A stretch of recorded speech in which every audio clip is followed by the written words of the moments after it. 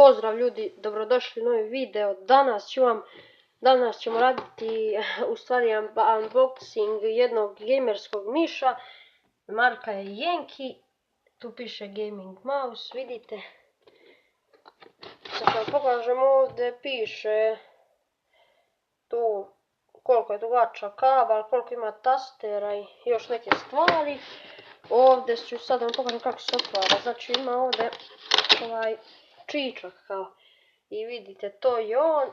I samo da napomenem da može da sija u mraku. Pokazat ću vam posle.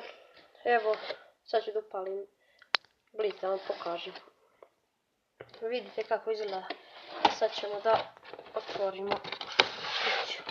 I jedino što je dobro je to što ima na hrvatskom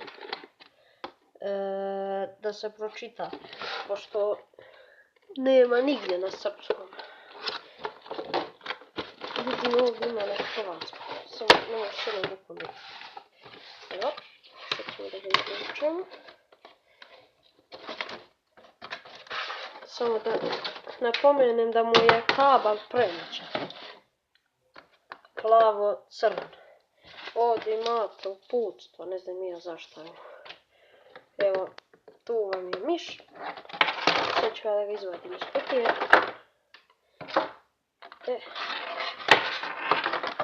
Vidite kako. Samo ovdje mnogo teško se izvadi.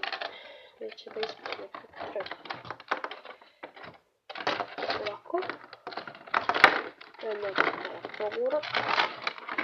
Ne mogu se jednom rukom teško. Evo ga. Znači to je on. Kabel mu je dugačak 1,8 metara. Samo što meni fokus neće da se fokusira. To je to. Evo, tako izgleda miš. Sad ću vam pokažem. Nije loš. A i ovaj ovdje točkić mu ne čuje se. Ima ovdje sa strane dva dugmeta. I ovdje ima DPI dugme.